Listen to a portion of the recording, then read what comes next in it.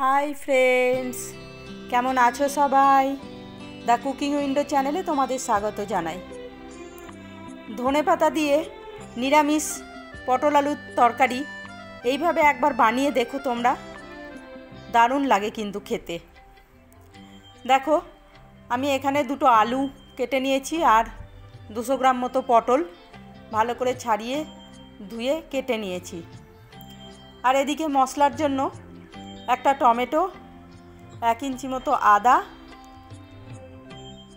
দুটো কাঁচা লঙ্কা আর অল্প একটু ধনেপাতা নিয়ে এটাকে মিক্সিতে ভালো করে পেস্ট করে নেব। তারপরে এদিকে দেখো কড়াই বসিয়ে দিয়েছি। কড়াইয়ে তেল দেব, 2 চামচ মতো তেল দেব। দিয়ে তেলটা গরম হয়ে গেলে এতে আমি প্রথমে পটলগুলো ভেজে নেব। তোমরা জানোই পটলটা একটু তেলে খুব ভালো করে ভেজে না নিলে পটলের সেরকম টেস্ট হয় না। তাই যখনই পটল রান্না করি তখনই ওটাকে তেলে খুব ভালো করে কষে নিতে হয়। তো সেই জন্য আমিও তেলে পটলটা দিয়ে খুব ভালো করে ভেজে নেব। এই যে দেখো, ভাজার সময় আমি অল্প একটু হলুদ দিয়ে দিয়েছিলাম এতে, কারণ সাদা সাদা লাগছিল সেই জন্য, কিন্তু লবণ বা অন্য কিছু দিইনি, শুধু অল্প একটু হলুদ দিয়ে এটাকে সুন্দর করে ভেজে নিলাম। বেশ যখন লাল লাল কালার হয়ে গেল তখন এবার এই পটলটা আমি তুলে রেখে দেব।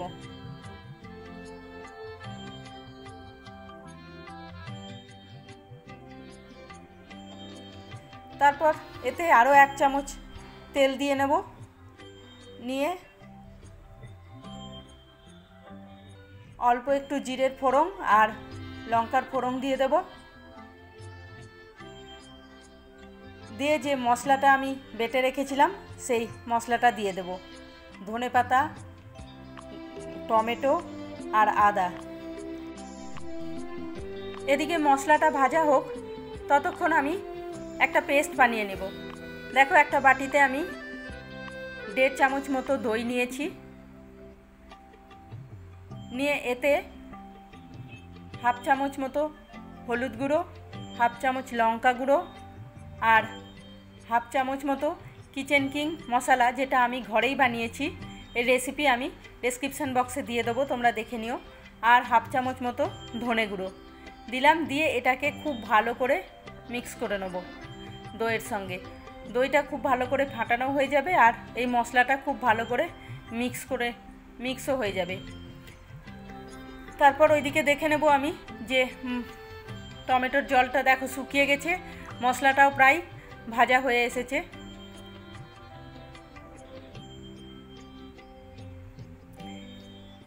এবার আমি এতে এই দইয়ের পেস্টটা ঢেলে দেব। ঢেলে দিয়ে আবার এটাকে খুব ভালো করে ভেজে নেব।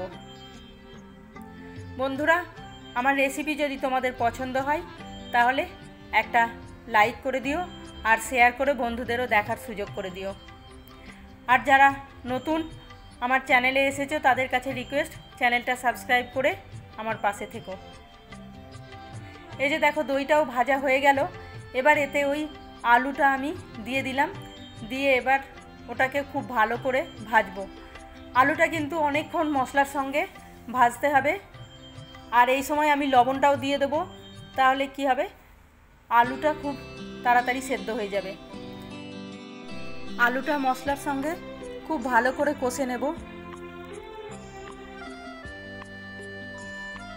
গ্যাসটা কমিয়ে রেখে মাঝে মধ্যে এটাকে একটু করে ঢেকে দেব, তাহলে বেশ আলুটা নরমও হবে আর ভালো করে মশলার সঙ্গে কষাও হয়ে যাবে।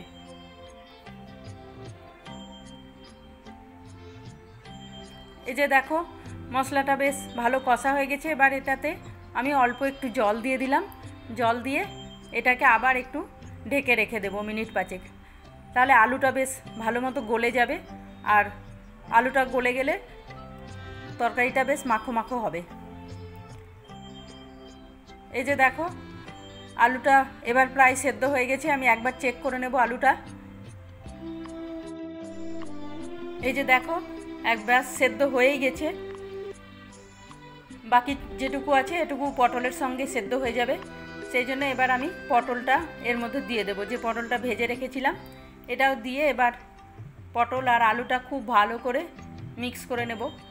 পটলটা যেহেতু আগেই ভেজে রেখেছি সেই জন্য আর বেশি ভাজার দরকার নাই, জাস্ট খুব ভালো করে মিক্স করে নিয়ে তারপর এর মধ্যে আমি জল দিয়ে দেব। যে বাটিটায় পটল রেখেছিলাম সেই বাটিটা ধুয়ে জল দিলাম, কারণ ওর মধ্যে অনেকটা তেল লেগেছিল।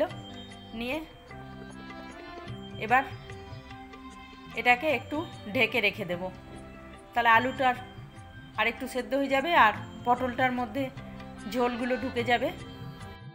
এটা ফুটতে শুরু করেছে, এবার আমি ঢাকা দিয়ে রেখে দেব। ঢাকা দিয়ে 2-4 মিনিট ফুটিয়ে নেব, তাহলেই হয়ে যাবে। এই যে দেখো কেমন সুন্দর কালারটাও এসেছে।